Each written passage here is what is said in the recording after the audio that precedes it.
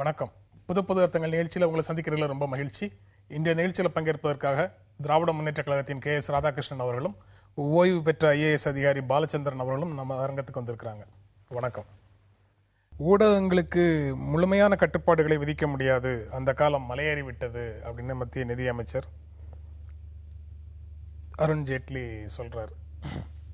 அதாவது நீதிமன்றங்களுடைய தொடர்ச்சியான தீர்ப்புகளாலும் தொழில்நுட்ப வளர்ச்சிகளாலும் இந்தியாவில் கருத்து சுதந்திரத்தினுடைய எல்லை விரிவடைஞ்சிருக்குது.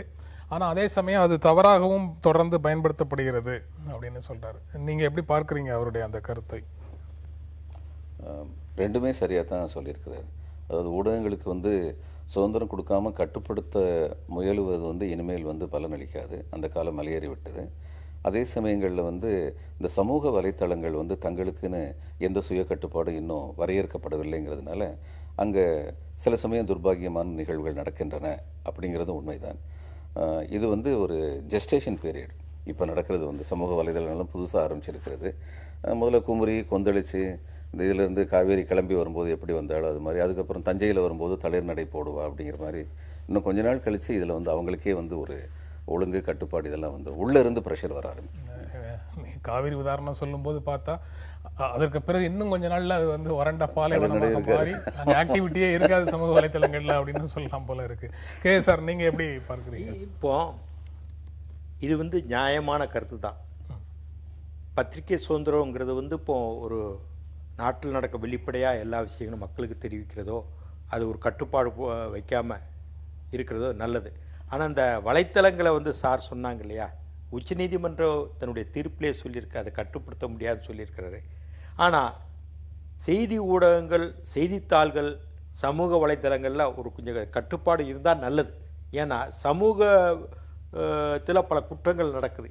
அந்த குற்றங்கள், ஒரு குடும்பப்பாங்கான உறவுகள், அது கூட பாதிக்கப்படுது சமூக வலைத்தளங்களால். இதெல்லாம் கவனிக்கப்பட வேண்டிய விஷயங்கள். கட்டுப்பாடு அப்படிங்கிறது இருந்தா நல்லதுன்னு சொல்றீங்க. கட்டுப்பாடு இருந்தா வரையறைகள், கட்டுப்பாடுங்கிறதுக்கு எல்லை என்ன அப்படிங்கறது ஒரு கேள்வியாக வரும்ல. கட்டுப்பாடுன்னு சொல்ல ஒரு வரையறைகள் இருந்தா நமக்குள்ளேயே அரசாங்கம், அது எனக்கு அதை மக்கள், அதை பயன்படுத்துறவங்க, அதை சம்பந்தப்பட்டவங்களுக்குன்னு ஒரு சில வரையறை வர்த்துக்கிட்டா கொஞ்சம் நல்லது. இன்னும் கொஞ்சம் வெற்றிகரமா இந்த பத்திரிகை சுதந்திரமோ அதே எனக்கு சமூக வலைதளங்களோ நல்ல விதமா இயங்கலாம். அது நாட்டுக்கு நல்லது. அவர் சொல்லும்போது அவருடைய கண்டென்ட் அவருடைய கூற்றில் இருக்கக்கூடிய உள்ளடக்கம் சரின்னு ரெண்டு பேரும் சொல்றீங்க. எனக்கு அடுத்தாப்புல வரக்கூடிய சந்தேகம் ஊடகங்களுக்கு முழுமையான கட்டுப்பாடுகளை விதிக்க முடியாது, அந்த காலம் மலையேறி விட்டது அப்படிங்கறது ஒரு இயக்கத்தோட சொல்றாரா அப்படிங்கறது ஒரு கேள்வி. அதிகாரத்தில் உள்ளவங்க இதெல்லாம் ஒரு இயக்கத்தோட தான் சொல்லுவாங்க. உண்மைதான். எமர்ஜென்சி மாதிரியான ஒரு சூழல் இருந்ததுன்னா எங்களுக்கு பல விஷயங்களை ஹேண்டில் பண்றது ஈஸியாக இருக்கும் அப்படிங்கறது ஒரு உணர்வும் அதிகாரத்தில் இருக்கக்கூடியவர்களுக்கு எப்பவும் இருக்கும். ஆமா, அப்படித்தானா? அப்படி ரெண்டாவது விஷயம் என்னன்னா, இந்தியாவில் மற்ற நாடுகளை விட இங்க ஊடகங்களும் அதிகம், பத்திரிகைகளோ ஊடகங்களோ அதிகம். அதுக்கு இங்க பல்வேறு கலாச்சாரங்கள், பல்வேறு மொழிகள், பல்வேறு இனங்கள் இருக்குது, பரந்து விரிந்த நாடு. இங்கே ஒரு சுவிட்சர்லாந்தில் கட்டுப்பாடு வைக்கிறாப்புல இங்கிலாண்டில் கட்டுப்பாடு வைக்க இங்கே வைக்க முடியாது. பல்வேறு மொழிகள் இருக்குது, பல்வேறு. இப்போ தமிழ்நாட்டில் எத்தனை செய்தித்தாள் இப்போ வருது? இல்லை, கட்டுப்பாடு வைக்க முடியாது அப்படின்னு சொல்றீங்க. நீங்க சொல்றீங்க, அவரும் சொல்றாரு, நீங்களும் சொல்றீங்க. அப்படின்னா நீங்க ரெண்டு பேரும் அரங்கத்தில் இருக்கிற ரெண்டு பேருமே சொல்றீங்க கட்டுப்பாடு இங்க வைக்க முடியாது. கட்டுப்பாடுன்னு வரையறைகள் வேணும். கருத்துரிமையின் எல்லை விரிவாய் இருக்குது அப்படின்னா சொல்றீங்க. அதையும் ஏற்கிறீங்க. எனக்கு அதுல இயல்பாக வரக்கூடிய சந்தேகம், அவர் அரசியல்வாதியா இருக்கிறனால அவர்கிட்ட கேட்டுட்டே நான் முதல்ல வரேன். எனக்கு எந்த விதமான கட்டுப்பாடும் உண்மையிலேயே நேரடியாகவோ மறைமுகமாகவோ ஊடகங்களுக்கு ஆட்சியில இருக்கக்கூடியவர்கள், அதிகாரத்தில் இருக்கக்கூடியவர்கள் விதிப்பதே இல்லையா அப்படின்னு கேட்கிறேன். நான் இப்ப சொல்றேன், சட்ட ரீதியாக நீங்க சொல்றேன். எங்களுடைய திராவிட முன்னேற்ற கழக செய்திகள், பல ஊடகங்கள், பல செய்திகள், பல செய்தித்தாள்கள் வெளியிடல. ஏன்னா அரசு விளம்பரம், எங்க தலைவர் சொல்லியிருக்காரு, இன்றைக்குள்ள அதிமுக அரசாங்கம் விளம்பரம் கொடுக்கனால எங்க திமுக செய்திகளோ வேற செய்திகளோ வெளியிட பல தடவை நாங்கள் சொல்லியிருக்கிறோம், இதையே சொல்லியிருக்கோம். ஆனா பத்திரிகை நடத்துகிற அந்த நிறுவனர்கள் அவங்கெல்லாம் அதை ஒரு வரையறை வச்சுட்டு அதை துலாக்கோல் நிலையில் இருந்துட்டு அவங்களுடைய கடமைகளை செய்யணும். அதுதான் இந்த சமுதாயம் எதிர்பார்க்கு. துலாக்கோல் வச்சு பத்திரிகைகளும் ஊடகங்களும் தன்னுடைய கடமையை செய்யணும், அதுதான் உலகம் எதிர்பார்க்குது.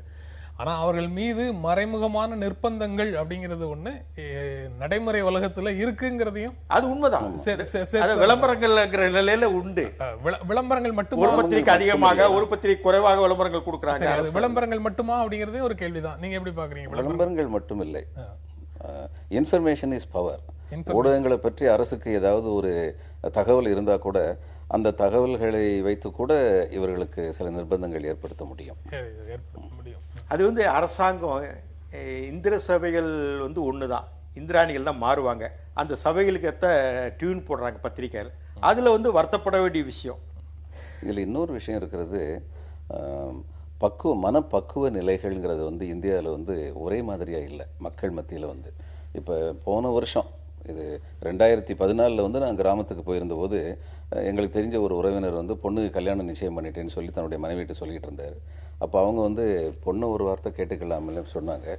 அவர் அதுக்கு வந்து அவர் ரொம்ப பெண் மேலே பிரியமானவர். அவர் என்ன சொன்னார்னா, கோழியை கேட்டால் மஞ்சள் அரைப்போம் அப்படின்னு சொல்லி கேட்டார். அதாவது இன்னும் அப்படிப்பட்ட மனநிலையும் மக்கள் இருக்காங்க. ஸோ மகளிர் சுதந்திரம், அதுக்கப்புறம் இப்போ ஊடகங்கள் சுதந்திரம் அப்படின்னு நினைக்கிற மக்களும் இருக்காங்க. இவங்க எல்லாரையும் ஒருங்கிணைத்து ஒரு மாதிரியான முன்மாதிரியான ஒருமைப்பட்ட ஒரு கருத்து வந்து சமுதாயத்திலிருந்து உருவாகிறதுங்கிறதுக்கு வந்து இந்தியாவில் இன்னும் ரொம்ப நாளாகும். அப்படி இருக்கும் பொழுது இந்த ஊடகங்களோ அல்லது வலைத்தளங்களோ ஒரே மாதிரியான ஒரு கொள்கையோட இதெல்லாம் எழுதலாம் இதெல்லாம் எழுதக்கூடாது அப்படின்னு நினைக்கிறது அவ்வளவு லேசில் வராது. அதுவும் மாநிலத்துக்கு மாநிலம் மக்களுடைய வளர்ச்சி சார்ந்து அதனுடைய உள்ளடக்கத்துல வந்து கட்டுப்பாடுகளோ அல்லது சுதந்திரமோ இருக்கும் அப்படின்னு சொல்ல முடியாது. இங்க தமிழ்நாடு வந்து பல விஷயங்கள்ல தமிழ்நாடு முன்னேறி இருக்கிற மாதிரியான ஒரு சூழல் வந்து வேறு மேற்கு பகுதியில் இருக்கக்கூடிய மாநிலங்கள்லயோ அல்லது வடக்குல இருக்கக்கூடிய சில மாநிலங்கள்லயோ நம்ம பார்க்க முடியாது. அப்படி வந்து நம்ம ஒரே இந்தியாவுக்குள்ள இந்த மாதிரி வளர்ச்சி நிலையில வேறு வேறு நிலை இருக்கிறதுனால அதை ஒட்டி உள்ளடக்கங்கள் மாறுபடணும் அப்படிங்கறத நீங்க எப்படி பார்க்கறீங்க? இப்போ இந்தியாவை பொறுத்தவரையும் அப்படியே நான் சொன்னேன், பல்வேறு நோக்கங்களும் வாழ்க்கை முறைகளும் கலாச்சாரங்கள் இருக்குது. அந்தந்த அபிலாசைகள் ஏற்றாப்புல பத்திரிகைகளும் எழுதுறாங்க. ஏன்னா அவங்க பத்திரிகைகளும் விற்கணும். அதுக்கேற்றாப்புல தான் அந்த துணிகளும் அந்த சூழ்நிலைகளும் இருக்குது. தமிழ்நாட்டில் என்ன சினிமாவுக்கு அதிகமாக மோகம் இருக்கா, விளையாட்டுக்கு அதிகமாக இருக்கா, செய்திகளுக்கு அதிகமாக மோகம் இருக்கா? அதுக்கு மக்களுடைய சூழல் எப்படி, மக்கள் எதை விரும்புகிறாங்க, அதை நோக்கி அவங்க பத்திரிகையுடைய வியாபார ரீதியாகவும் நடத்துகிறாங்க. இப்போ தமிழ்நாட்டினுடைய கான்டெக்ட்ல வந்து KSR பேசும்போது விளம்பரம் மூலமாக ஊடகங்களை கட்டுப்படுத்துவது அல்லது சார்பாக நேரடியான கட்டுப்பாடு எதுவும் இல்லை, அது வந்து ஒரு உளவியல் ரீதியான சார்பு அப்படின்னு சொல்லி அதை சொல்ல. பணையியல் ரீதியான சார்பு, பணையியல் ரீதியான உளவியல் அதை அவர் இன்னும் தெளிவுபடுத்துறாரு. பணவியல் ரீதியான அதே மாதிரி நீங்க பணியாற்றிய மாநிலங்கள்ல அந்த மாதிரி சூழல் இருந்ததா அப்படிங்கறதையும் தெரிஞ்சுக்கிற ஆர்வமா இருக்கிறோம். இது நான் பணியாற்றும் பொழுது ஏறக்குறைய 34 ஆண்டுகள் வந்து பொது உடைமை கட்சி தான் அங்கே ஆட்சியில் இருந்தது. அவங்களுக்கு வந்து தீர்மானமான நோக்கம் இருந்தது, இந்த பத்திரிகைகள் எல்லாம் பணக்காரர்களுடைய பத்திரிகைகள், நம்மளை வந்து முக்கியமாக ஆங்கில பத்திரிகைகள் நம்மளை வந்து நிச்சயமாக வந்து ஆதரவு கொடுக்க மாட்டாங்க அப்படின்னு. அவங்க வந்து வெகுஜன ஆதரவை நம்பினாங்க. அதனால் இந்த பத்திரிகை செய்திகளை பற்றி அவங்க அதிகமாக கவலைப்படல. தேவிலால் வந்து ஒரு தடவை வந்து இந்த தேர்தல் அறிக்கை வேணும்னு சொன்னபோது சொன்னாராம், இங்கிலீஷ் பேப்பரில் தானே வரும், அதை 100க்கு 4 பேர் தானே படிப்பேன், அது அறிக்கை இருந்தால் என்ன இல்லைனா என்ன அப்படின்னு சொல்லி கேட்டாராம். அது மாதிரி வந்து எந்த ஜனங்களை போய் சேரணுமோ அவங்களுக்கு இந்த பத்திரிகைகள்னால ரொம்ப பெரிய பாதிப்பு இல்லைன்னு நம்பின கட்சிகள் உண்டு. அதில் பொது உடைமை கட்சி வந்து இது வங்க மொழியில் வர்ற பத்திரிகைகளை பற்றி அவங்க ரொம்ப கவலைப்பட்டாங்க. அவங்களே வந்து தங்களுடைய பத்திரிகைகளை வந்து அதுக்காக வேண்டி பாப்புலர் ஆக்குனாங்க. அதனால் ஊடகங்கள் தேவை அப்படிங்கிற அவங்களுக்கு சந்தேகமே இல்லை. ஊடகங்களில் வந்து எந்த ஊடகங்களை பற்றி கவலைப்படணும் அந்த ஸ்டேட்டை பொறுத்த மட்டும் உள்ள நிலைமையில அப்படிங்கிறதுல அவங்களுக்கு தீர்க்கமான சிந்தனை இருந்தது. இப்போ வந்து திரு பாலச்சந்திரன் சொல்றதுலேருந்து இன்னொரு கேள்வி வருது.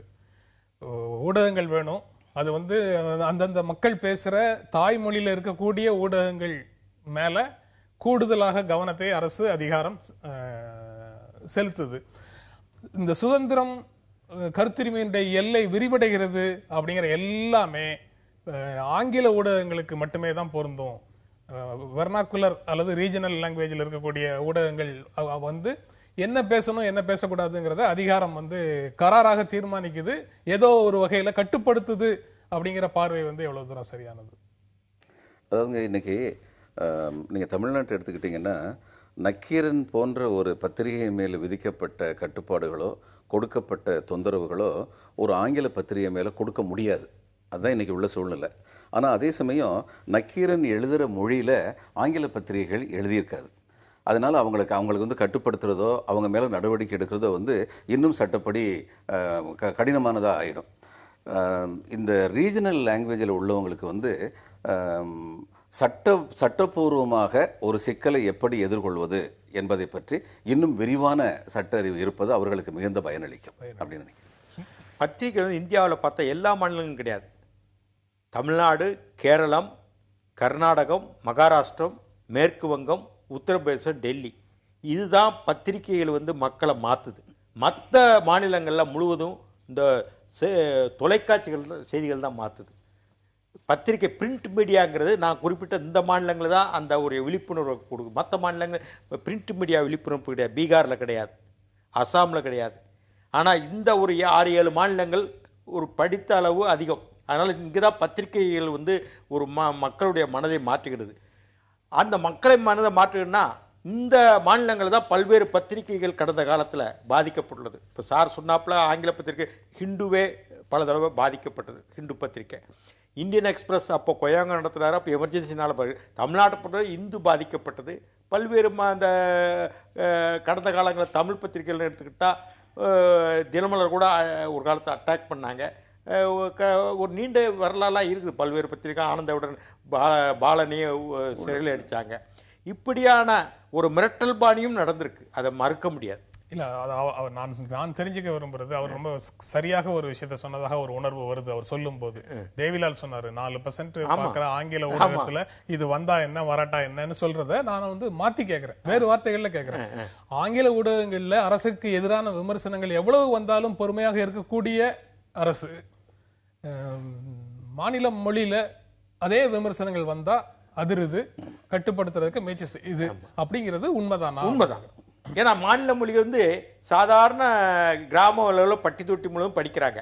இது வந்து இந்த ஆங்கிலேயர் படிக்கிறவங்க யாரு, அந்த எடிட் பேஜுங்கிறாங்கல்ல, தலையங்கம் படிச்சுட்டு வாக்கு போடுறது கூட வர்றது கிடையாது. அன்னைக்கு ஒரு நாள் விடுமுறை, எதுக்கு இந்த கூட்டத்தில் போய் வாக்கு போடுறது, நமக்கு என்ன, எப்படியோ போகட்டும் அங்கிற ஒன்று மனப்பான்மை நகரவாசிகளுக்கு இருக்குது. ஒரு ஆங்கிலத்தில் படிச்சுட்டு அந்த செய்தியை படிச்சுட்டு இருக்கிறாப்புல அவங்களால எந்த நடக்க போகிறது இல்லைங்கிறது ஒரு தைரியம் ஒரு சாரா இருக்குது. அதனால தான் இந்த மாதிரி வெர்னாக்குலர் நீங்கள் சொன்னீங்க இல்லையா, அந்த வட்டார மொழிகளான பத்திரிகை நாளேடுகளுக்கு கொஞ்சம் மிரட்டல்கள் இருக்குது. அவர் சொல்ற மாதிரி வாக்களிக்க வரமாட்டார்கள்ங்கிறது மட்டும்தான் காரணமா, இல்லை வேறு ஏதேனும் சமூக காரணங்கள் அதில் இருக்கா? வீதிக்கு வந்து போராட வரமாட்டார்கள்னு அதை பார்க்கலாமா? உண்மைதான். வீதிக்கு வந்து போனா அவங்களால எந்த பிரச்சனையும் இல்லை, அச்சுறுத்தலும் பிரச்சனை இல்லை, பாதிப்பு இல்லை. அவங்களை பற்றி ஆட்சியாளர்களுடைய கருத்து வந்து பாரதி சொன்ன மாதிரி கூட்டத்தில் கூடி நின்று கூடி பிதற்றல் இன்றி நாட்டத்தில் கொள்ளாரடி கிளியே நாளில் மறப்பாரடி. அவங்க படிப்பாங்க, பேசுவாங்க, மறந்துடுவாங்க, அடுத்த விஷயத்துக்கு போயிடுவாங்க, அவங்கள பற்றி கவலைப்பட வேண்டியதில்லை அப்படிங்கிற மனப்பாங்கு இருக்கிறது. அதே குணநலன்களை இப்ப சமூக வலைத்தளங்கள்ல ஆக்டிவா இருக்கிறவங்களுக்கும் பொருத்தி பார்க்கலாமா? இல்லை, சமூக வலைத்தளங்கள் வந்து இந்த ஆங்கில நாடுகளிலிருந்து ஒரு விதத்தில் வேறுபடுது. சமூக வலைத்தளங்கள் தனியார்களால் எழுதப்படுகின்றன, தனியார்களால் பகிர்ந்து கொள்ளப்படுகின்றன. அதில் வந்து ஒரு ஏஜ் குரூப் ஒன்று இருக்குது, அது ரொம்ப ஆபத்தான ஒரு ஏஜ் குரூப். பெரும்பாலும் சமூக வலைத்தளம் எழுதுகிறவங்க அது இளைஞர்கள் வந்து எழுதுகிறாங்க. அவங்க மத்தியில் வந்து இது ரொம்ப விரைவாக பரவுகிற பல விஷயங்களில் வந்து எது உண்மை எது உண்மை இல்லாதது அப்படிங்கிறது ஒரு பக்கம், எது சரி எது சரியில்லாதது அப்படிங்கிறது ஒரு பக்கம். இவைகளெல்லாம் பற்றி யோசித்து யாரும் எழுதுகிற மாதிரி தெரியல. ஏதோ வந்ததை ஃபார்வர்ட் பண்ணுறவங்களே நிறைய பேர் இருக்கிறாங்க. அப்படி இருக்கும் பொழுது இதனால் சமுதாய விபத்துக்கள் நிகழ்வதற்கு, வதந்திகளினால் நிகழ்வதற்கு வாய்ப்புகள் இருக்கின்றன. அதனால் வந்து ஆட்சியாளர்கள் இதை பற்றி கவலைப்படுவாங்க. ஏன்னா ஒரு வதந்தி பரவி அதனால வந்து இது ஒரு ஆங்கில நாளேடு எழுதுறதுனால வதந்தி பரவாது. அப்படி வதந்தி பரவராக இருந்தாலும் அடுத்த நாள் ஆங்கில நாளேடு வந்து வருத்தம் தெரிவிக்கும், என்னுடைய செய்தி வந்து சரியில்லைன்னு, சட்டப்பூர்வமாக அவங்க மேல் நடவடிக்கை எடுக்கலான்னு. இதில் தான் ஒருத்தர் எழுதுறது வந்து ஒரு 5 நிமிஷத்தில் வந்து 30,000 பேர் கைக்கு மாறுது. அப்போ யார் எழுதுனாங்கிறது கூட தெரியாது, யார் அதை மாற்றுறதுங்கிறது தெரியாது. இந்த சிக்கல்கள் இருக்குது. சமூக வலைத்தளங்களால் வந்து சிக்கல் இருக்கு. ஆமாம். ஆனால் நான் அந்த கேள்வியினுடைய பொருள் என்னன்னா, அதுல ஒரு வென்டிலேஷன் இருக்கு, என்னுடைய கோபத்தை வெளிப்படுத்துவதற்கான ஒரு வாய்ப்பாக அது இருக்கு. அதனால அதுல ஒரு கருத்தை சொல்லிட்டு அதோட நான் வீட்டுக்குள் முடங்கி விடுகிறேன், அதை பற்றி அதுக்கு மேல எனக்கு கவலை இல்லை அப்படின்றத உணர்வுல இருந்து அது வந்து ஒரு பாதிப்பு எதுவும் அரசுக்கோ அல்லது ஆட்சியாளர்களுக்கோ அவர்களுக்கு எதிரான போராட்டங்களை ஆதரிக்கும் ஒரு மனநிலையோ அவர்களுக்கு வராதோ அப்படிங்கிற எண்ணத்துல இருந்து கேட்கிறேன். இல்லைங்க, எனக்கு அது வரலாம், என்னுடைய கோபத்தை தணிக்கிறதுக்கு நான் பயன்படுத்தலாம். ஆனா அதை படிக்கிற இன்னொருத்தனுக்கு கோபம் அதிகமாகும். அது அப்படித்தானே சார்? அது வந்து ஒரு அங்கம், கோபத்தையும் மக்களை ஒரு விழிப்புணர்வுக்கு எடுத்து ஒரு அங்கமா இருக்குது. பத்திரிகை அளவு இல்லைனாலும் கூட ஒரு குறிப்பிட்ட வட்டாரத்தில் குறிப்பிட்ட ஒரு குழுக்குள்ள அந்த கருத்து போகும்போது பரவலாக பேசப்படுது, விவாதிக்கப்படுறது. பத்திரிகை செய்தியோட இது விவாதிக்கப்படுது. பத்திரிகை செய்திகளை விட இப்போ விவாதிக்கப்படும் போது பல விஷயங்கள் வந்து விழிப்புணர்வு ஏற்படுத்தும் போது அதுலேயும் சிக்கல் இருக்கு. இதையும் கவனிக்கப்பட வேண்டிய விஷயம் தான். ஏற்படுத்துவது விழிப்புணர்வு மட்டும்தானா அப்படிங்கிறது தான். விழிப்புணர்வு மட்டும்தானா இல்ல வந்து பொய்யான செய்திகளுக்கு? கடந்த நாடாளுமன்றத்தில் மோடி வெற்றி பெற்றதுக்கு இந்த மாதிரி சோசியல் மீடியா, இந்த சமூக வலைத்தளங்களும் ஒரு காரணம்னு சொன்னாங்க. அப்படி இருக்கும்போது அதில் கொஞ்சம் உண்மை இருக்கக்கூடிய வாய்ப்புகள் இருக்குது. எந்த கட்சியோடு கூட்டணி வைக்கிறதாக இருந்தாலும் நிபந்தனை இல்லாமல் கூட்டணி இல்லை அப்படின்னு சொல்லி காங்கிரஸ் கமிட்டியினுடைய தமிழ்நாடு காங்கிரஸ் கமிட்டி தலைவர் இளங்கோவன் இன்று ஒரு நாளிதழுக்கு கொடுத்த பேட்டியில சொல்றாரு. நட்பு, கூட்டாளி, கூட்டுறவு என்பது என்ற காலமெல்லாம் மலையேறி போச்சு, அதெல்லாம் கடந்த காலம்தான். இப்போ வந்து ஆட்சியில் பங்கு அப்படிங்கிறது இல்லாமல் எந்த விதமான உறவும் இல்லை அப்படின்னு சொல்றாரு. அப்ப இது நேரடியாக இந்த செய்தி வந்து உத்தேசமாக யாரோட அவர் கூட்டணி சேர்வார்கள்னு நினைக்கிறோமோ அந்த கட்சிக்கு தான் அப்படின்னு புரிஞ்சுக்கலாம். நேரடியாக அறிவாலயம் வந்து சொல்ல வேண்டியதை ஊடகங்கள் மூலமாக சொல்றாருன்னு புரிஞ்சுக்கலாமா? இல்ல, இது அவர் கருத்தை வெளிப்படுத்தியிருக்கிறாரு. அவங்க கருத்து காங்கிரஸ் கட்சியான முடிவுகள் வந்து மேலிடம் எடுக்கும். இப்போ நான் முன்னாடி மாதிரி பெருந்தலைவர் காமராஜ் மாதிரி இங்கே பிராந்திய சூழ்நிலை பார்த்து முடிவெடுக்கிற இல்லை. டெல்லி என்ன முடிவு எடுக்கிறாங்க அவர் சொல்லியிருக்காரு, அவர் கருத்தை சொல்லியிருக்காரு. தமிழ்நாடு காங்கிரஸ் கமிட்டி தலைவருங்கிற இது சொல்லியிருக்காரு. டெல்லி என்ன காங்கிரஸ் கமிட்டி தலைமையிடம் என்ன சொல்ல போகுது அதை பொறுத்து தான் அதில் வந்து அந்த அவர் சொன்ன கருத்துக்கள் இருக்கிற நியாயங்களோ உண்மைகளோ புலப்பட வேண்டிய. நீங்க எந்த நம்பிக்கையில பேசுறீங்கன்னு நான் புரிஞ்சுக்கிறேன்னா, இந்த நிபந்தனை எல்லாம் ஒன்னும் இல்லாமலே திமுகவோட காங்கிரஸ் கட்சி கூட்டணியில் சேரும், அது வந்து டெல்லி தலைமை வந்து அந்த முடிவை தமிழ்நாடு சொல்லும். எங்களுடைய பொருளாளர் தளபதியே சொல்லியிருக்காரு, நிபந்தனையற்ற யார் வந்தாலும் நாங்க வந்து கூட்டில் சேர்த்துக்கிறோன்னு ஒரு பேட்டியில வார இதழ் பேட்டியில் சொல்லியிருக்காரு. இப்போ ஒரு கூட்டணி பெர்மினேஷன், காம்பினேஷன், அலையன்ஸுங்கிறது வந்து இயற்கையாக ஏற்படுறது தேர்தல் நேரத்தில். தேர்தலில் வந்து இன்னும் ஒரு 6-7 மாதங்கள் இருக்குது. இன்னி தை பிறந்தால் வழி பிறக்கும் 2016 பேச வேண்டிய செய்தி. அப்போ பார்ப்போம் அன்னைக்குள்ள சூழ்நிலைகள் எப்படி வருதோ அதை பொறுத்து தான் இருக்குள்ள. இன்னைக்கு இருக்கிறத வச்சு முடிவு செஞ்சிட முடியாது நம்ம. நீங்க எப்படி பார்க்குறீங்க? அதாவது அரசியலுக்குள்ள உங்களை கருத்து சொல்ல கேட்கல, ஆனா ஆட்சியில் பங்கு அல்லது ஏதாவது ஒரு நிபந்தனையோடு கூடிய கூட்டணி அப்படின்னு சொல்லி அரசியல் கட்சிகள் வந்து தங்களுடைய பேர வலிமையை சக கட்சிகளிடத்துல காட்டுறதை நீங்க எப்படி பார்க்குறீங்க? இவங்க இந்த மாதிரி வந்து பேசும் பொழுது எனக்கு என்ன தோணுதுன்னா, பொதுவாக அரசியல் சூழலில் இன்றைக்கி பவர் ஷேரிங் அப்படிங்கிறது ரொம்ப முக்கியமான ஒரு விஷயமா இருக்குது போல். இதே அரசியல் தலைவர் வந்து குறைந்தபட்ச செயல் திட்டம் இல்லாமல் நாங்கள் கூட்டணி அமைக்க மாட்டோம் அப்படின்னு சொல்லியிருந்தாங்கன்னா அது மக்கள் சார்ந்ததாக இருந்திருக்கும், அது இன்னும் வரவேற்புடையதாக இருந்திருக்கும். அல்லது ரெண்டையும் சேர்த்தாவது சொல்லியிருக்கலாம். பேசுகிறது வந்து எங்களுக்கு வந்து கூட்டணியில் வந்து பங்கு வேணும், அமைச்சரவையில் பங்கு வேணும்னு சொல்லி கேட்டால் அப்போ ஜனங்கள் என்னை மாதிரி ஒரு சாதாரண ஓட்டு போடுற ஒரு ஜனங்கள் என்ன நினைப்போம்னா, இப்போ நீங்கள் மந்திரி ஆணுங்கிறத தவிர உங்களுக்கு வேறு எந்த நோக்கமுமே பெருசாக தெரியலையா அப்படின்னு சொல்லி நினைப்போம். தனித்தனியாக கட்சியினுடைய தேர்தல் அறிக்கைகள் இருக்கு. அந்த அறிக்கைகள்ல இவர் அமைச்சரானா இவர் தேர்தல் அறிக்கையில சொன்னதை செஞ்சிட முடியாது. அவர் வந்து கூட்டணி அமைச்சரவை என்ன முடிவெடுக்குதோ அதை தான் செய்ய முடியும், எந்த அரசியல் கட்சியாக இருந்தாலும். அப்படி இருக்கும்போது கூட்டணி என்றாலே வந்து குறைந்தபட்ச செயல் திட்டத்தோடு கூடிய தேர்தலுக்கு முந்தைய ஒரு அரேஞ்ச்மெண்ட் வந்து அவசியம் அப்படிங்கிறது வந்து நீங்க சொல்றதுல இருந்து புரிஞ்சுக்கணும். அதாவது ஒரு கூட்டு தேர்தல் அறிக்கை அமைய வேண்டும், கூட்டு தேர்தல் அறிக்கை வரணும். அதுக்கு வாய்ப்பு இருக்கா? தமிழ்நாட்டை பொறுத்தவரை 3வது அணி கூட்டணி சர்க்கார். மேற்கு வங்கத்தை போல கேரளா போல தமிழ்நாட்டுக்கான வாய்ப்புகள் தமிழ்நாட்டில் இல்லை. வெற்றி பெற்றால் ஒரு கட்சி வெற்றி பெறும், ஒரு ஆட்சி அமைக்கும். அதுதான் இதுவரைக்கும் இருந்த சூழல். அதே சூழல் தான் இந்த தேர்தலில் நீடிக்கும்னு நான் நினைக்கிறேன், என்னுடைய கருத்து. இல்லை, அங்க வந்து 2 கட்சி ஆட்சி முறையே வந்து எப்போ வந்தது? 77க்கு பிறகு தானே. அது வரைக்கும் ஒரே கட்சி தானே ஆட்சியில் இருந்தது. இல்லை அங்கே இருக்க சூழல் மாதிரி இங்கே இல்லை தமிழ்நாட்டில். இங்கே வெற்றி பெற்றால் 3வது அணி இங்கே வந்து வெற்றி பெற்றதே கிடையாது, உங்களுக்கு நல்லா தெரியும். இல்லை நான் சொன்னேன் 2 விஷயத்து. 3வது அணிங்கிறது ஒரு துணியும் இங்கே வெற்றி பெற முடியாது. கூட்டணி சர்க்காருங்கிறது தமிழ்நாட்டில் வந்து அரசியல் ரீதியாக இது வரைக்கும் வெற்றி பெற்றதில்லை, அதுக்கான வாய்ப்புகளும் இல்லைன்னு எங்களுடைய நிலைப்பாடு, எங்களுடைய பார்வை. நீங்க கூட்டணி சர்க்கார் வெற்றி பெற்றது இல்லை அப்படின்னு எந்த அடிப்படையில் சொல்றீங்க? இல்ல அதுக்கான 2006ல பெரும்பான்மை இல்லாட்டாலும் திராவிட முன்னேற்ற கழகம் தாங்கள் மட்டுமே ஆட்சி நடத்தி ஆதரவு கொடுத்தார்கள். அவ்வளவுதான். ஆதரவுக்கு பிரதிபலன் எதுவும் இல்லையே, ஒரு கட்சி சர்க்கார் தான் நடந்தது. எல்லாரும் கேட்பதனுடைய அடிப்படையே இருக்கலாம் 2006ல நடந்த மாதிரி இனிமேல் நடந்துடக்கூடாதுங்கிறதுல இருந்து கேட்கறாங்க. கோரிக்கைகள் இருக்கலாம், அபிலாஷைகள் இருக்கலாம், ஆசைகள் இருக்கலாம், எல்லாமே இருக்கலாம். ஆனால் அகப்புற சூழல் அரசியல் நிலை தமிழ்நாட்டை பொறுத்தவரையும் ஒரு கட்சி ஆட்சி தான் இருந்திருக்குது இது வரைக்கும். இன்னைக்கு வந்து அதுக்கான மாற்றங்கள் வர்றதுக்கான துணிகளோ சுற்றுச்சூழலோ அதுக்கான இது இல்லை. சரி, இதுதான் இங்க தமிழ்நாட்டுடைய நிலைப்பாடு. கூட்டணி ஆட்சிக்கான சூழலே இல்லை அப்படின்னு சொல்றாரு. நீங்க பணியாற்றிய மேற்கு வங்கத்துல பெரும்பான்மை பெற்ற போதிலும் கூட மார்க்சிஸ்ட் கட்சி மட்டும் வந்து ஆட்சி அமைக்காம அந்த 3 கட்சிகளை, இடது முன்னணியில் இருக்கக்கூடிய மற்ற 3 கட்சிகளை சேர்த்தே தான் கூட்டணி ஆட்சி தான் அவங்க அமைக்கிறாங்க.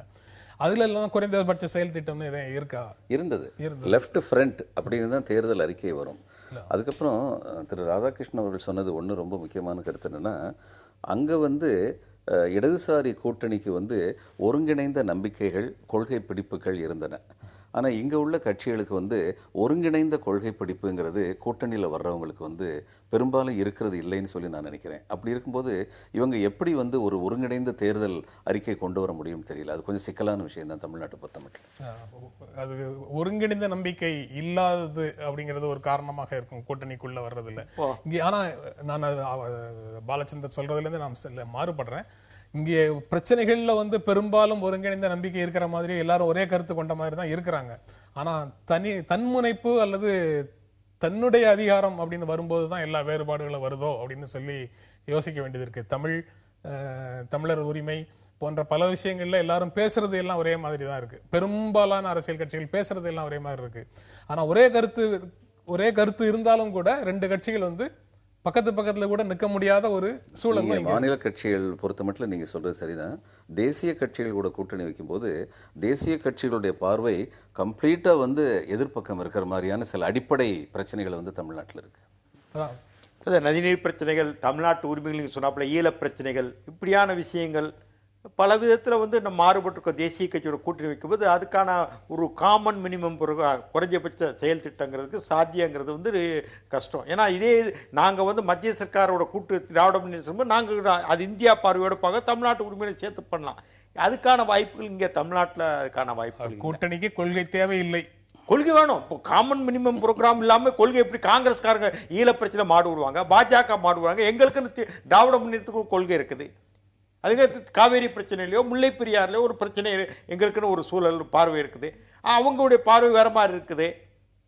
சரி, அதுதான் அந்த பார்வை வேற மாதிரி இருக்குன்னா அந்த பார்வைனா சர்ச்சைக்குரிய இல்ல. அங்க கர்நாடகத்தில் ஆட்சி அமைக்கணும், ஆந்திராவில் ஆட்சி அமைக்கணும், இங்க வர்ற சீட்டு தமிழ்நாட்டில் போதும், கேரளாவில் ஆட்சி அமைக்கணும் தான் டெல்லியில் இருக்க ஆட்சி நடத்துற ஆளுங்க பாக்குறாங்க. நியாயமா அவங்க பார்வை இல்லை. சரி, அது நியாயம் எந்த விதத்துல அது நியாயம்னு சொல்றதுக்கு அவங்க யாரும் இங்க இல்ல.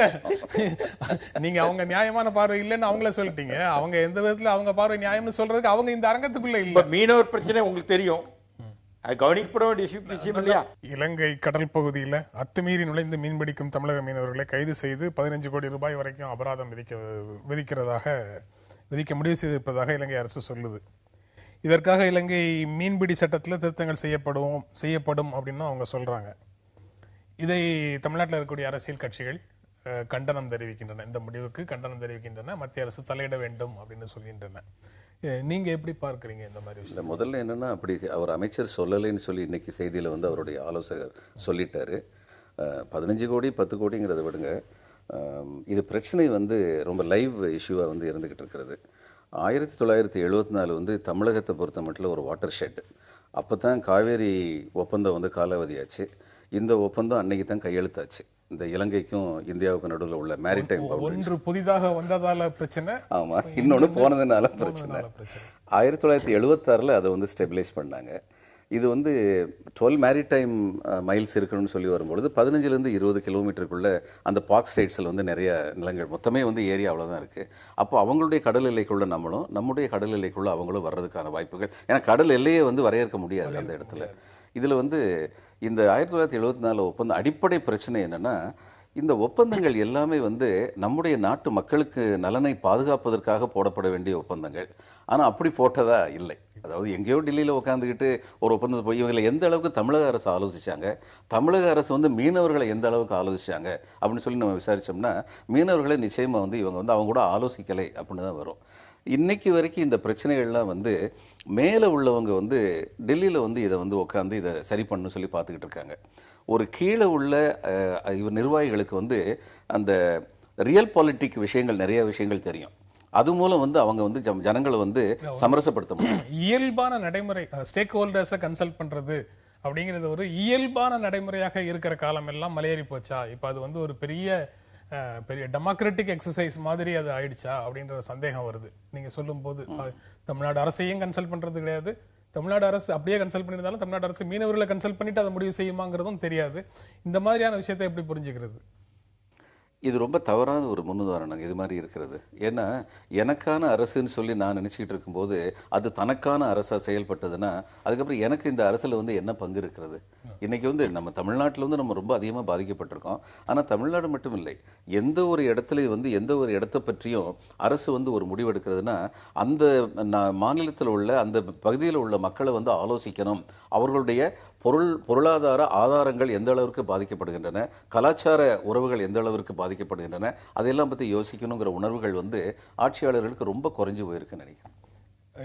நீங்க எப்படி பாக்குறீங்க? இது வந்து ஒரு குழப்பமான 15 கோடிங்கிறாங்க, அப்புறம் 7 கோடிங்கிறாங்க. இது ஒரு அபத்தமா, இது வேடிக்கையா தெரியுது. மீனவர் வந்து வலை வீசுறான், மீனவன், அவனுக்கு எல்லை என்ன தெரியும்? தூக்கி வலையை வீசும்போது இதுதான் நம்ம எல்லைன்னு தெரியாது. அவனுக்கு இந்த எல்லைன்னு காட்டுறதுக்கான ஒரு சூழல் கடல், அந்த குறுகிய கடல் பரப்புல எல்லையே செய்ய முடியாது. இது என்னன்னா, இந்த பிரச்சனை எப்ப ஏற்பட்டுனா 1742 பிங்கர்சான் டச்சுக்காரர் மீன்பிடி விஷயங்கள்ல போர்ச்சுகலுக்கும் ஸ்பெயினுக்கும் இங்கிலாந்துக்கும் பிரச்சனைகள் வருது 17ஆம் நூற்றாண்டுல. அப்போ எல்லாரும் சேர்ந்து ஒரு முடிவெடுக்கணும்னு சொல்லி கூடி முடிவெடுக்காங்க இந்த அரசர்கள் மத்தியில். அப்போதான் இதோடைய ஒப்பந்தங்கள் வந்து அடிப்படையை வந்து உருவாகுது.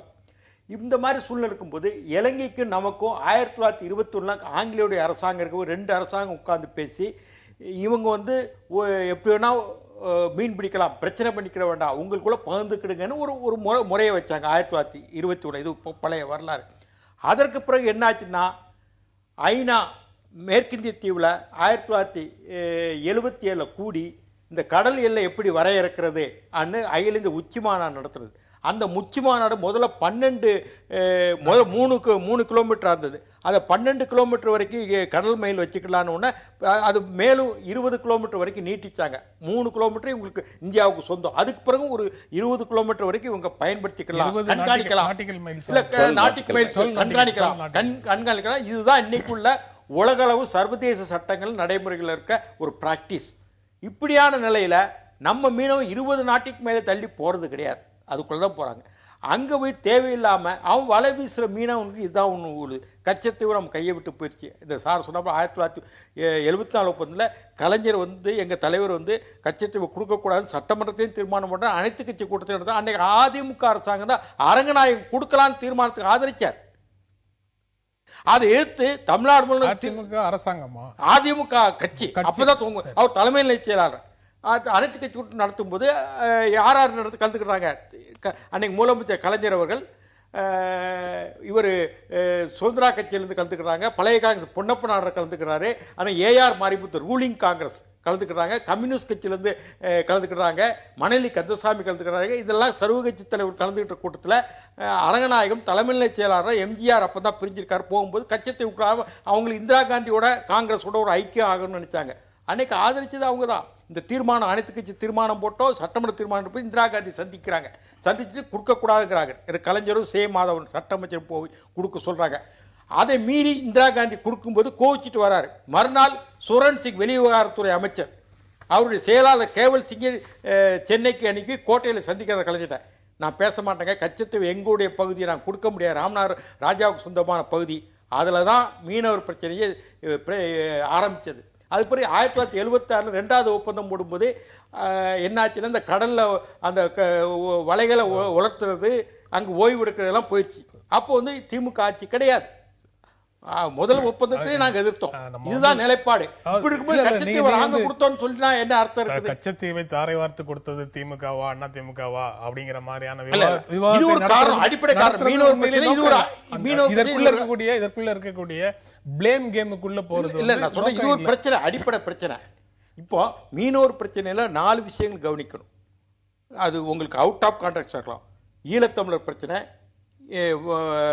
வங்கக்கடலில் உள்ள சீனாவுடைய ஆதிக்கம், சேது கால்வாய் திட்டம், இந்த 4 ஒருங்கிணைஞ்சது தான் இந்த விஷயம். இப்போ சேது கால்வாய் திட்டம் வந்து தான் மீனவர்களுக்கு பாதுகாப்பாக இருந்திருக்கும். பவளப்பாறை தோன்றாங்கன்னு மீனவர்கள் சொன்னாங்க, சுற்றுச்சூழல் பாதிக்குன்னாங்க. அது அந்த விஷயத்துக்கு நான் போகலை. இப்போ சேது சமுத்திரம் அங்கே தோண்டினா ரோந்து படைகள் நம்ம ஆள்கள் இருப்பாங்க, என்னுடைய பணியை ரொம்ப எளிமையாக்கி தரீங்க. அந்த விஷயத்துக்குள்ள நான் போகலன்னு சொல்லி, அதனால ரொம்ப நன்றி. அவர்கிட்டையும் பேசிட்டு வரலாம். நீங்க வந்து குறுகிய எல்லை இருக்கக்கூடிய, குறுகிய கடல் பரப்பு இருக்கக்கூடிய இடங்கள்ல 2 நாடுகளுக்கு இடையில எல்லை வகுக்க முடியாது அப்படிங்கிற ஒரு சூழல் இருக்கும்போது இலங்கை அரசு என்ன சொல்லுதோ அதையே கிளிப்பிள்ளை மாதிரி இங்க சொல்றவங்க இருக்கிறாங்க. அதாவது தமிழக மீனவர்கள் எல்லை தாண்டுவதால் தான் சிறைப்பிடிக்கப்படுகிறார்கள் அப்படின்னு சொல்லி இன்றைக்கு இந்தியாவை ஆண்டு கொண்டிருக்கின்ற கட்சியினுடைய தமிழ்நாடு பிரதிநிதிகள் சொல்றாங்க. அதை எப்படி புரிஞ்சுக்கிறது?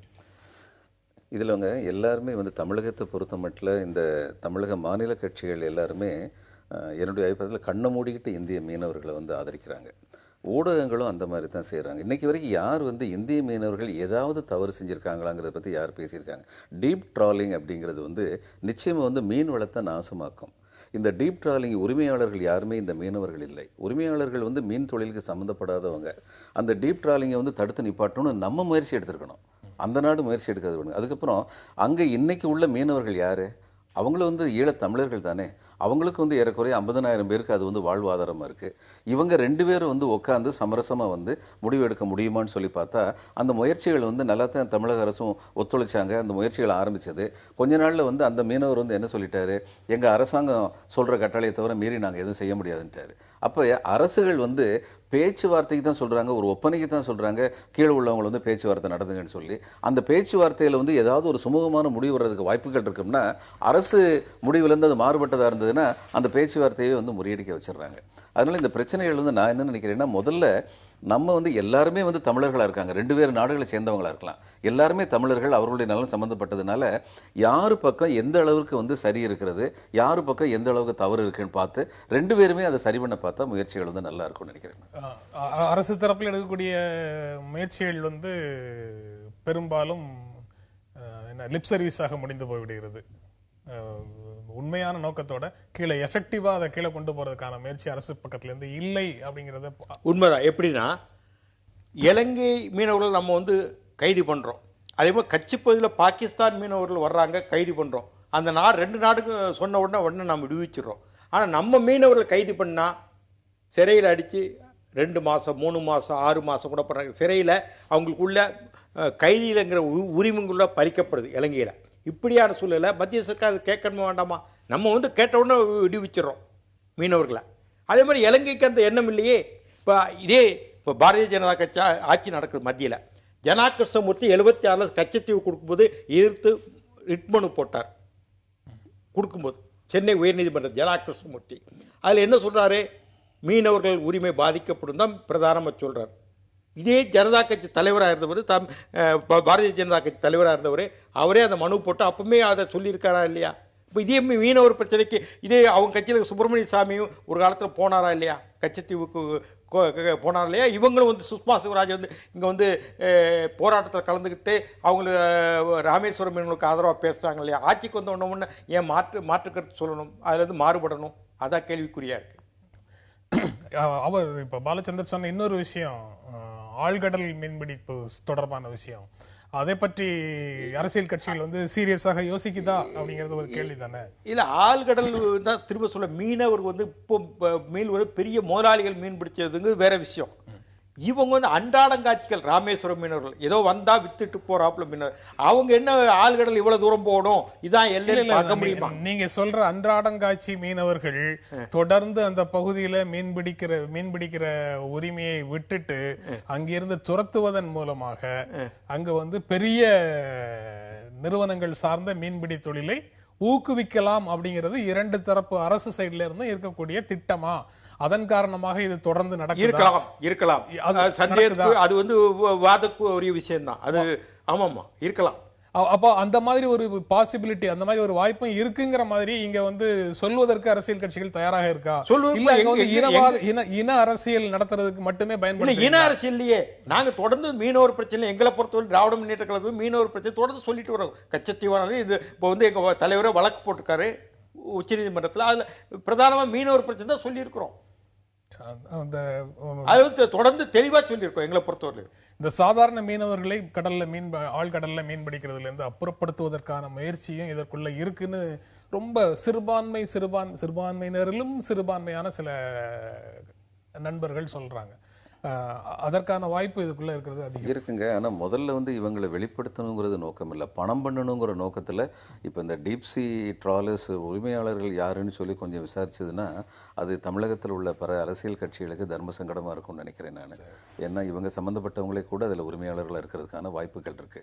அவங்கெல்லாம் வந்து இவங்களை விரட்டணும்னு முதல்ல வரல, தங்களுக்கு நல்ல லாபம் வருதுன்னு வந்தாங்க. ஆனால் ஒன்றிலிருந்து இன்னொன்று தொடர்ற மாதிரி லாபங்கள் இன்னும் பெறணும்னா இவங்களாம் இல்லாமல் போயிட்டாலும் இன்னும் நல்லா இருக்குமேங்கிற ஒரு நோக்கம். இப்போ வந்து சைனீஸ் ட்ராலர்ஸை வந்து அவங்க வந்து என்கரேஜ் பண்ணுறாங்கன்னு ஒரு நியூஸ் வந்திருக்கிறது. அப்போ அவங்களும் ஈழத்து தமிழ் மீனவர்கள்ங்கிற பேரில் அவங்க சைனீஸ் ட்ராலர் கொண்டு வரதுக்கு அவங்க ஆரம்பிக்கிறாங்க போது ரெண்டு பக்கமே இப்படிப்பட்ட முயற்சிகள் நடக்குது. சரிங்க, எதாக இருக்கட்டும். கிட்டத்தட்ட 800-900 பேர் வரைக்கும் சாகடிக்கப்பட்டதா அதுக்கு வந்து ஒரு தீர்வு இலங்கை சர்க்கார். சரி, நீங்க இல்ல இவ்வளவு சரி, அது போக நீங்க சொல்ற அந்த 4 விஷயமும் சேர்ந்தது அப்படிங்கிறது வந்து கிட்டத்தட்ட நீங்க பேசும்போது இல்ல அது படகுகள் வந்து கச்சத்தீவு, ஈழம் தொடர்பான பிரச்சனை, அதுக்கப்புறம் கடலுக்குள்ள சீனாவின் செல்வாக்கு போன்ற நீங்க சொல்ற விஷயங்கள் எல்லாமே அதுக்குள்ள இருக்கு. ஆனா அது வந்து ஹைலைட் ஆகுதா நம்ம மக்கள் மத்தியில அப்படிங்கிறது தான் கேள்வி. இப்போ அதை கொண்டு போகிற மக்கள் மத்தியில் வந்து அந்த பிரச்சனைகள் இதெல்லாம் இருக்குது. எல்லாம் சேர்ந்து தான் வெறும் மீனவர் பிரச்சனை மட்டும் இது வந்து ஒரு சர்வதேச பிரச்சனையாகவும் இருக்குது. ஏன்னா சீனா சில்க்வே போட்டு லத்தீன் அமெரிக்கின்ற ஆப்பிரிக்காவுக்கும் இந்து மகாசமுத்திரத்தை தன் கையில் கொண்டு வந்தாங்க. அதே மாதிரி இன்னொன்று சொல்லிடுறேன், வங்க கடல் இருக்கு இல்லையா, நான் படித்தேன் எக்கனாமிக்ஸில், அங்கே கேஸ் லைன் பைப்லைன் போடுறான் பர்மா வழியா. நம்ம கடலில் எப்படி நம்ம அனுமதி இல்லாமல் சைனா வந்து பைப்லைன் போடுறாங்க இலங்கை ராஜபக்சேவுடைய தேவையில் கடந்த ஆட்சியில். இப்போ ரணில் வந்து அமெரிக்காவுடைய ஆள். இப்போ அமெரிக்காவும் மறுபடியும் இங்கே வந்து இந்து மகா சமுத்திரத்தில் கண் வச்சிட்டு இருக்காப்புல. நீர்மூழ்கி கப்பல்களும் இந்தியாவுக்கு பாதுகாப்புக்கு எதிராக நடந்துட்டு இருக்கு. இந்த மாதிரி பல்வேறு விஷயங்கள் இருக்கு. வெறும் மீனவர் பிரச்சனையும் பார்க்கணும். இந்த மாதிரி நான் இந்தியாவுக்கு தானே பாதுகாப்பு இந்திய சர்க்கார் கவனிக்க வேண்டாமா? இது மீனவர் பிரச்சனை அப்படின்னு வெளிப்படையாக தெரிந்தாலும் அதற்கு பின்னால ஒரே விதமான போக்கு, விவசாயிகளாக இருந்தாலும் சரி மீனவர்களாக இருந்தாலும் சரி ஒரே விதமான போக்கு இருக்கு. அதுதான் வளர்ச்சி அப்படின்னு ஒரு பார்வை நமக்கு இருக்கு அப்படிங்கிறதையும் சேர்த்தே பார்க்க வேண்டியது இருக்கு. நிகழ்ச்சி நிறைவு செய்யற இடத்துல இருக்கிறோம். அந்த மாதிரி தானா எல்லாமே பெருநிறுவனங்கள் சார்ந்து அந்த தொழிலை மாற்றுவதற்கான ஒரு முயற்சி, corporatisation of agriculture, corporatisation of fishing அப்படிங்கிற திசையை நோக்கி போகிறோமா அப்படிங்கிற கேள்வி அதற்குள்ள வருது. இல்லை, அப்படிப்பட்ட திசையை நோக்கி போகிறோங்கிறது தமிழகத்தில் வந்து இந்த மீத்தேனுக்காக வேண்டி தஞ்சையவே வந்து காலி பண்ணுற வேலைகள்லாம் நடக்குது, நிஜம்தான்.